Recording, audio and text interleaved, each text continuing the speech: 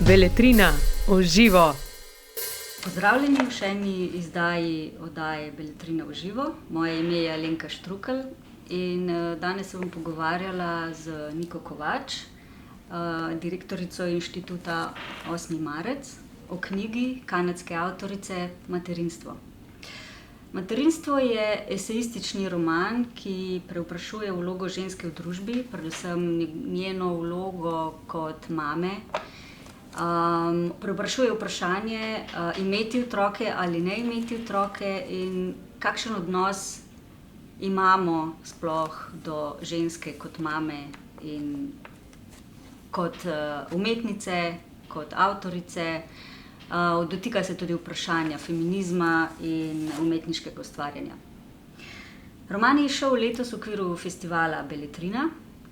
Pred kratkim pa me je dosegla pozitivno presenetila novica, da je v bistvu prišlo do ponatisa romana in da je roman izšel tudi v e-obliki, tako da si ga lahko zdaj preberete tudi na vaših bralnikih.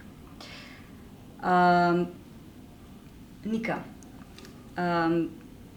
ko sem jaz v romanu govorila z ženskami, ki imajo recimo 10-15 let starejše otroke, kakor jih imam jaz, so rekle, da one niso imele nikoli težav s tem imeti otroke ali ne imeti otroke. Da one so lahko imele vse. Imele so službo, imele so družino, imele so čas za partnerstvo. Kaj se je zgodilo vmes? Ja. Najprej živijo tudi z moje strani. Zanimivo vprašanje. Super knjiga, ki v bistvu razstrela nek razmislek posameznice o materinstvu, o konceptu materinstva danes. In tako kot si rekla, koncept materinstva, koncept odločitve za otroke se je spreminjal skozi zgodovino. Prva stvar, ki jo moramo povedati, je to, da je del neke naše socializacije, ne? Del vsake socializacije, vsake ženske je to, da pač postane mama na neki točki. Jaz sem v okviru projekta UDESIN koordinirala raziskavo o reproduktivnih pravicah žensk, ki se je v bistvu osredotočila na to, kako se pritiska na posameznice za odločitvijo za otroka tekom celega življenjskega cikla. In kar se je v bistvu ugotovilo, je to, da se ta pritisk pojavi ob prvem obisku ginekologa, da ti že takrat začnejo v bistvu govoriti o tem in da potem je to neka stalnica pač nekega odraščanja oziroma nekega življenjskega toka. Pojavilo pa se je v zadnjem obdobju vedno več glasov, ki razkrivajo pač množstvo življenjskih izbir, ki kažejo na to, da pač življenjska pot z odločitvijo pač postati mama, imeti 3 otroke in moža in družino ni nekaj običajnega. Odmikamo se v bistvu tudi v nekih popularnih kulturah od tega modela, ki je bil včasih predstavljen kot edini, in v bistvu s tem pač prihajajo tudi neki razmisleki na plan, tudi neki dvomi, ki pa so bili v družbi že prej prisotni. Ena pomembna komponenta pa je tudi ta, da v bistvu v preteklosti je bila ekonomska situacija drugačna. V preteklosti pač je bil sistem naravnan k temu, da vsak lahko dostojno preživi, da ima službo, da ima zagotovljeno varstvo, redno zaposlitev, dopust in je bila odločitev z tega vidika pač bistveno lažja. Tudi v bistvu Šetjeva, ne, govori v knjigi z vidika pisateljice kot nekega, rečemo tako, prekarnega poklica, da sprav nekaj, ker ni neka redna oblika zaposlitve in na nek način tudi odvisna ekonomsko od svojega partnerja, ne. In mogoče tudi to neka oblika, ki nasili, tudi zaradi tega nasili v odločitve, da se potem odločamo ženske, da potem ne bi imeli otrok. Ja, zagotovo. Recimo ta raziskava, o kateri sem prej govorila, je pokazala, da ženske, ki so samozaposlene, več ne poznajo porodniške v modelu ostajanja doma in pač imeti reden dohodek. Na skrivaj začnejo delati že po 2-3 mesecih preko nekih drugih napotnic, drugih SP-jev in nimajo tega momenta socialne varnosti. Tudi odločitev za otroka je po njihovih besedah v bistvu pomenila odločitev za to, da izstopiš iz trga delovne sile, da te izrinejo neki novi prišleki, ki se tukaj v teh obupnih prekernih pogojih bojijo za svoj lastno preživetje naprej in je odločitev za to, da pač lahko potencialno ostaneš brez vsega. Ne? Torej, pač moramo vedeti, da se razlikujejo te odločitve za to na različnih nivojih. Raziskave pa tudi kažejo, da se ženske pogosto odločajo za materinstvo v trenutku, ko dobijo redno zaposlitev. Ne? Da to je pa tisti trenutek neke varnosti in sigurnosti, ko pač upaš v to vstopiti. Tako da je. Šetjeva v romanu zapiše tudi tole, en citat. Si otroke želim, ker hočem, da bi me občudovali kot občudovanja vredno žensko, ki ima otroke, ker si želim, da bi me videli kot normalno žensko ali ker želim biti ženska najboljše vrste. Ženska ne le službo, ampak tudi z željo in z možnostjo za starševstvo. Telo, ki zmore narediti otroke, in nekdo, s katerim hoče nekdo drug narediti otroke. Si želim otroka, da bi pokazala, da sem normalna ženska, ki si želi otroka in ga navsezadnje lahko ima. In skladno v bistvu z nihanjem hormonov v tem folikularnem ciklu tudi ona nekako niha, ne? Med tem imeti otroka, ne imeti otroka. Ko vidi žensko prijateljico, ki je noseča, jo to povleče, jaz bi tudi. Ko pa vidi mogoče neko drugo, ki že ima otroka, pa ki se sooča z trmo, s tem, da se otrok ne vede, recimo tako, kot si mama želi, pa pravi, da ne bi imela otrok. In tako znova in znova, dokler pač ne spozna, da si jo partner želi v bistvu zaradi nje same, ne zaradi otrok. Zakaj moramo v bistvu ženske upravičevati to svojo to odločitev, da ne bi imeli otroka? Ja, knjiga zelo lepo prikaže to, kako se v resnici na ženski lomijo najrazličnejša pričakovanja in velik del teh pričakovanj je, da se jemlje ta materinski čut kot nekaj naravnega. Nekaj, kar naj bi bilo vsaki ženski in nekaj, kar pač ti omogoča izživeti svojo polnost. Ne? V resnici pa se gre tukaj za pač družben konstrukt, torej gre se za neko družbeno pričakovanje, okrog katerega se potem vzpostavlja pač neka normala. Ne? V antropologiji materinstvo razumejo kot nek obred prehoda. Torej ženska, ko postane mama, stopi v drugo življenjsko fazo, v drug cikel, to pospremijo številni rituali in potem pač je na neki drugi življenjski stopnji. Zdaj vse to se spreminja, zaradi tega, ker se družba spreminja, zaradi tega, ker, tako kot smo prej rekli, se neki materialni pogoji spreminjajo, zaradi tega, ker v resnici se vedno bolj pojavljajo tudi te glasovi, ki razbijajo to normalo. Še vedno pa, kar ta knjiga blazno lepo razkriva, pa pri nas vse to ostaja, ne? In se na nas lom in je v resnici jemljemo kot nekaj zdravo, razumskega, nekaj, kar je v nas absolutno prisotno in nekaj, s čimer se moramo spopadati in s čimer pač moramo obračunati. Ne? To je eno od vprašanj, ki se na ženskah lom že odvedno. V resnici pa se ga je šele zdaj začel pač reševati na tak način in vse to družbeno, o čemer smo govorili, se potem preslika v neke naše individualne stiske in individualna občutja. In pač vrednost te knjige je to, da to v resnici prvič lahko beremo kot nek miselni tok, kot nek razmislek, kot nek pokazatelj vsega tega, pač, kar se dogaja. Ne? Kar pa recimo kar mi je zelo zanimivo v tej knjigi je, kako ona povezuje biti mati z biološko sposobnostjo rojevanja. Torej, kako v resnici vzame pač človeško telo in materinstvo kot tisto, kar je res povezano s tem, da se ti odločaš za nosečnost. Ne? Se mi zdi, da je treba upoštevati tudi to, da pač biti mama ni nujno biti biološka mama in da v resnici se lahko postaneš starš na najrazličnejše načine. Ne? Gre mogoče pri tej odločitvi, imeti otroke, ne imeti otroke, tudi za čisto v bistvu usklajevanje tega, kot se reče, zasebnega dela, pa rečemo kariernega, službenega dela. Ne. Na nek način danes, rečemo, delamo cel dan, ne. Delovni čas se podaljšuje, sploh pač v prekernih oblikah zaposlitve. In potem, ker ne moramo biti popolne v obeh, ne moramo biti niti zelo uspešne v karieri, niti zelo uspešne mame. Ne? In pride tle tudi do nekega takega konflikta in imamo skozi potem občutek, da nismo dovolj dobre, da potem da ne uspevamo dovolj, ne? Imamo določeno količino energije, ne? Ki jo moramo porazdeliti recimo tekom dneva. In da tudi tukaj potem se odločamo za to, čemu bomo namenili svoj čas, svojo energijo, svoj, rečemo, entuziazem.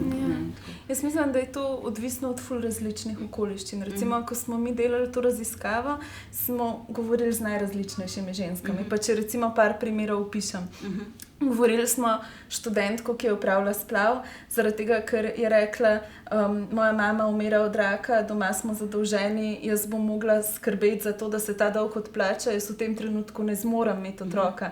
Ne vem, kje bom živela, ne vem, kam ga bom dala in ne vem, kako bom ob vsem tem bila sploh sposobna poskrbeti za bitje, ki pač pride na svet.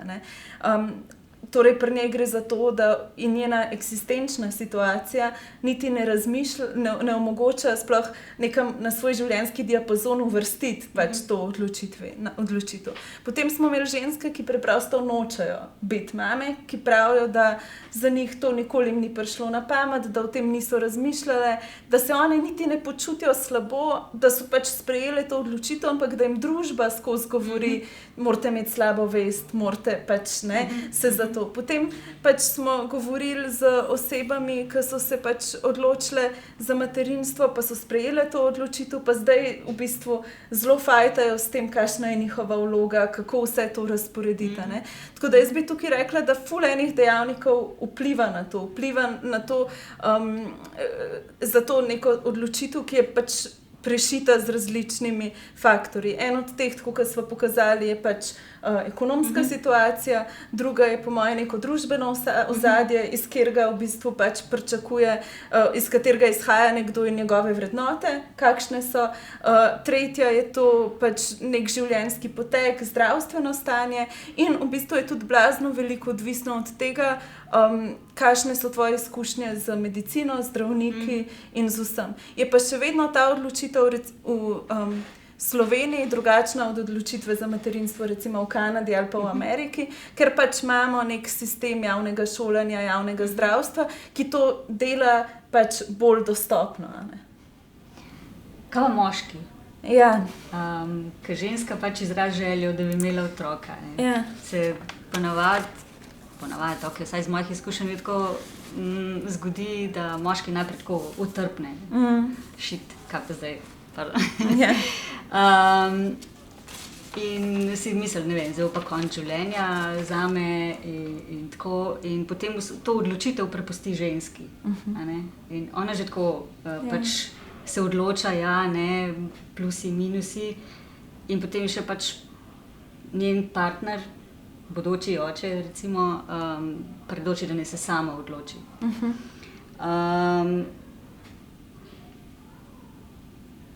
Kje je tukaj moški? Ja, pač spet bom rekla, tukaj je več tipov moških, več tipov moškosti. Če smo govorili prej, da je eden od predsodkov, ki jih imamo, oziroma eden od pričakovanj do ženske ta, da postane mama, da je nežna, ljubeča, v Sloveniji, da malo pretrpi za svojega otroka, je do moškega nekaj povsem drugega. Naj služi, naj preskrbi družino, naj je pač ta pogumen in možat, kar je daleč od tega, pač kako mi spol živimo v bistvu v nekem resničnem življenju.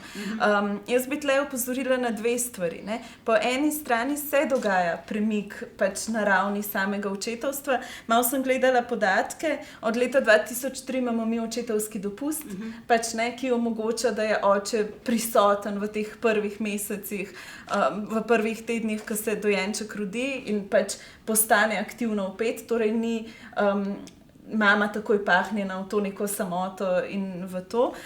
Po drugi strani pa imamo možnost deljenega starševskega dopusta od leta 1976, ne? Kar pomeni, da v resnici imamo neke pogoje, pa je še vedno družbena klima usmerjena k temu, da pač za otroka v končni fazi naj bi poskrbila ženska. Pač ne? In hkrati pa je tako, da statistike kažejo še vedno, da čeprav moški opravljajo vedno več gospodinjskih opravil, ko otrok zboli, z njim ostane na bolniški mama. Ne?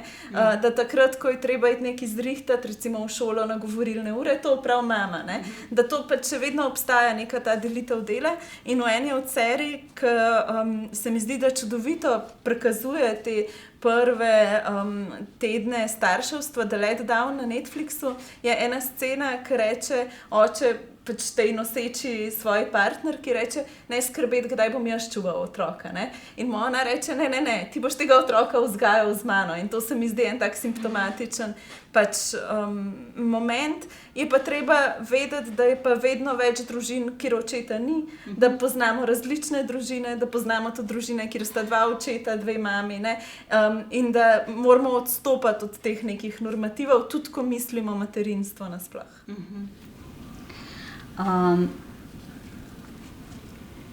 Pogledamo, tudi če imamo še tako deleno, imeti otroka, ne imeti otroka, se mi zdi, da je tukaj v tem romanu predvsem izražena ta svoboda ženske, da sama razpolaga svojim telesom, svojim umom, da temeljito premisli vsako svojo odločitev, da se zaveda posledic.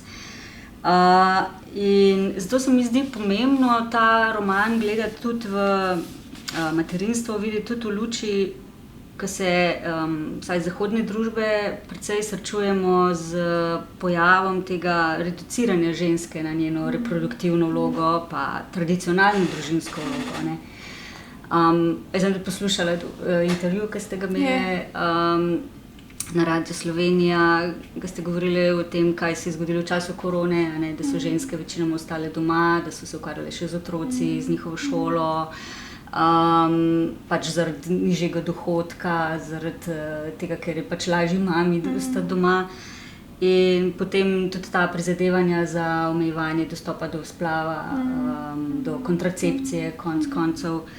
In se mi zdi pač pomembno pogledati na ta roman tudi z tega vidika. Prav z tega svoboda odločanja ženske o svojem telesu in svoboda do tega, da to izraziš, da poveš jasno in glasno, kaj se s tabo dogaja. Ja, ne, pač v resnici, čeprav pač je recimo v zahodni družbi zdaj število žensk, ki se odločijo za materinstvo najnižje do zdaj, pač se srečujemo z nekim tem vzorcem repatriarhalizacije. Torej, s tem vzorcem, ki si na vse kriplje prizadeva vrniti žensko nekako nazaj za štedilnik. Pojavlja so se različne civilno-družbene organizacije, ki govorijo o tem, da je treba ženskam vrniti ženskost, da so jih službe uničile, kontracepcija jih je uničila in da jih je treba pač postaviti nazaj za štedilnik. Na Hrvaškem se je jasno spet odprlo vprašanje splava, kjer je pač sicer so to ženske z nekim gibanjem takoj ustavile. Omejevala se je pravica do splava v Ameriki v času korone, pod vprašaj se postavlja kontracepcija. Ne? To so vse stvari, ki se v bistvu pač trudijo postaviti pač žensko nazaj tja, kjer je mesto.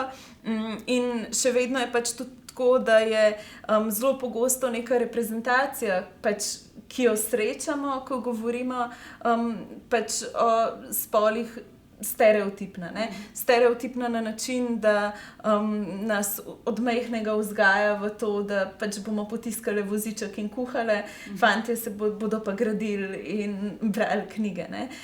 In v bistvu vse to skupaj pač v nekem tem neopatriarhalnem valu spet kaže na to, da si bomo mogli izbojevati pač pravice, ki jih pač v resnici že imamo. Kaj jaz vidim vrednost tega konkretnega dela, kaj se mi zdi blazno pomembno, je to, da je v pač splošen diskurs prišel razmislek, da je prišel dvom, da je prišla neka osebna stiska nekoga, ki se pač pri 37. letu začne spraševati s tem, kaj bo s svojim telesom, kaj bo s svojim lastnim življenjem naprej. Da se pokaže, da tudi ženske, ki veljajo nekako za napredne, za progresivne, ki so pač, ne vem, umetnice in mogoče bi lahko rekli, da živijo neko bohemsko življenje, da ta tradicija tudi na njih pač pušča nek pečat in kaže na to, da stvari daleč od tega, da bi bile enostavne in da bi jih bilo vredno pač v bistvu pač deliti na črno in bele. In v tem vidim jaz književnost kot neko moč, pač kot neko uteho, kot nek prostor, ki ti dovoli, da tudi sam razmišljaš o enih smerih. In zato se mi zdi super, da so knjigo pač uvrstili v letošnjo fabulo in pač v samo zbirko. Najlepša hvala. Torej, če knjige Šele hiti, materinstvo še niste prebrali, vredno jo je vzeti v roke, to, kar je rekla Nika.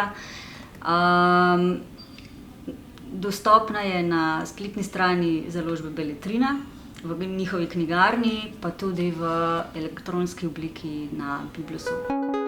Beletrina, v živo.